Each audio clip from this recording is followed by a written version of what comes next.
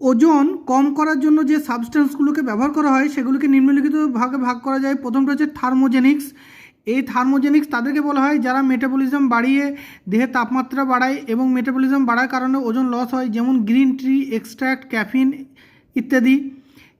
Appetite suppressant মানে এরা খিদে কম করে, যেমন যেমন গ্লুকোমান্নান, এটা এক ধরনের ফাইবার যেটা পেটের মধ্যে গিয়ে জল শোষণ করে ফুলে যায়, ফলে পেট ভরা থাকে এবং অ্যাপিটাইট সাপ্রেসেন্ট বা খিদে দমন করতে সাহায্য করে।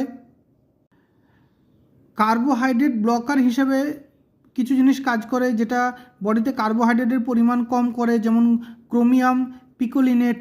অনুমান করা হয় এটা ইনসুলিনের ক্ষমতা বাড়িয়ে দেয়, ফলে গ্লুকোজের পরিমাণ রক্তে কমাতে সাহায্য করে। হ্যাঁ, ফ্যাট বার্নার হিসেবে কাজ করে এল কার্নিটিন। হ্যাঁ, এছাড়া বিভিন্ন প্রোটিন পাউডার আছে যেটা পেটকে ভরা ভরা করে রাখে, যেমন হোয়ে প্রোটিন, ক্যাসিন প্রোটিন। এই সকল জিনিসগুলো ওজন লস করতে সাহায্য করে।